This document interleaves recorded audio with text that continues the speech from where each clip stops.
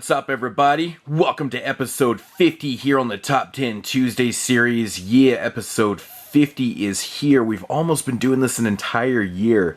Absolutely crazy. Still got lots more episodes lined up, lots of good topics and stuff, so stay tuned for those.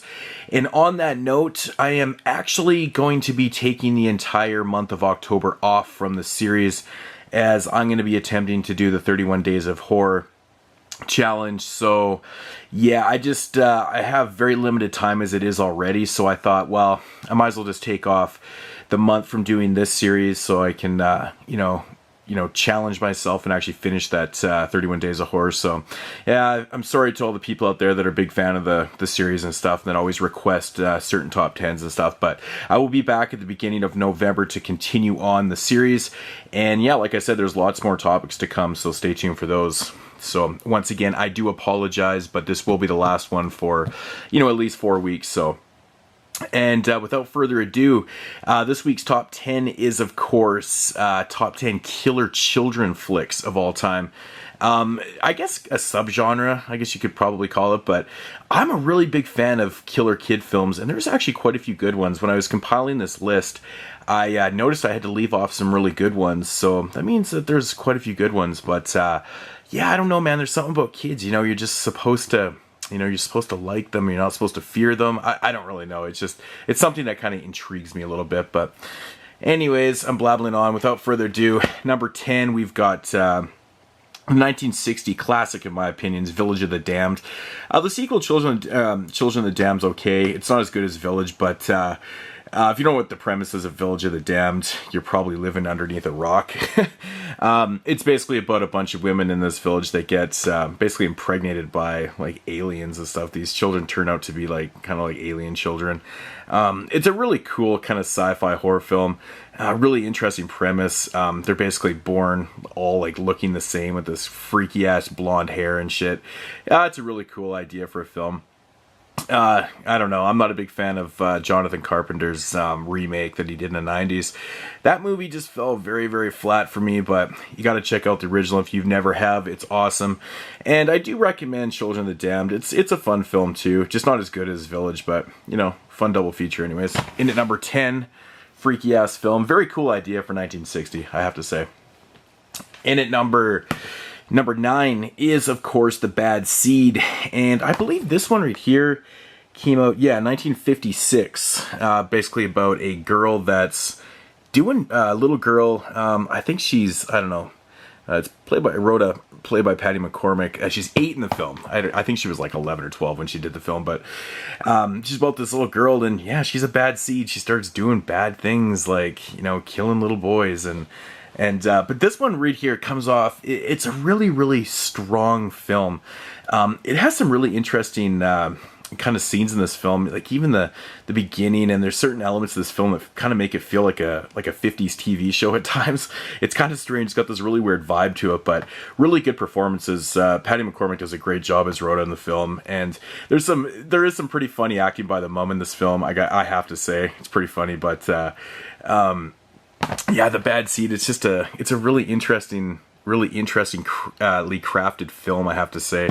Very enjoyable stuff from 1956, and this, from what I can think of, I'm pretty sure this is probably one of the very first killer kid films ever to be made. I mean, in the 50s, this is probably a subject that was very taboo, and you generally didn't write films or even have films made about children killing adults. It just was not very 50s. But so this one's kind of an interesting story, but yeah, The Bad Seed, very cool stuff. In at number 9, in at number 8, of course, is Children of the Corn. Yeah, if you follow my channel and you're a fan of the podcast, you probably know that we recently just did an entire Children of the Corn franchise show. So I am really, really burnt out on watching these shows and talking about them, so I'm not going to go too much into Children of the Corn. We all know this is a Stephen King adaptation from 1984. Basically about a bunch of children that take over their small town of Gatling. And yeah, by killing off all the adults in the town. And yeah, now they're running some shit. Yeah, we all know the story of this one, but Children of the Corn, it's a fun film, man. You know, it's not like it's not like a perfect film or anything, but it's good though. One of the best scenes, actually, one of the best killer kid scenes I've ever seen in a film, probably is like the opening scene in the diner where it actually shows the children taking out all these adults and stuff. It's pretty good, pretty cool how they did it. So, but Children of the Corn, He Who Walks Behind the Rose. Ugh, man, when you do a whole franchise show on Children of the Corn, it's just kind of laughable at times. But yeah, Children of the Corn. In at number 8. In at number 7 is, of course, The Pit. Yes, this weird little fucking bastard child with this weird-ass teddy bear, and he's just a real big outcast, and, you know, he gets bullied by everyone, doesn't really have a lot of friends, and talks to his bear, and he's just all these weird things. Anyways, one day he finds this hole in the woods, and it's filled with these like prehistoric kind of creatures called troglodytes, I believe is the name of them. Anyways, he wants to befriend them, and he wants to feed them, but he kind of runs out of money and food and stuff, so he starts feeding them people. This little fucker. The Pit is such a weird, an odd little piece of cinema from the 80s, but really enjoyable film. It's fucking strange. It's such a strange film, and it's got a great ending too. The ending's fantastic to this film. So if you've never seen The Pit before, I would say go out and find it if you can. I mean, if you find it, definitely, pick it up. But this is actually a really hard film to find. It needs a Blu-ray release. Because even Hellgate got a Blu-ray release, which is not even half as good as The Pit, but Hellgate's still pretty fun. But The Pit, yeah, needs another release. That DVD's long out of print and hard to find. So yeah, The Pit, number 7. In at number 6 is The French, one of the Fab Five, and that's Them. Of course, a film from France. Basically about a couple that gets terrorized by them, which are them. I guess saying their kids is kind of a spoiler, I guess. I don't know.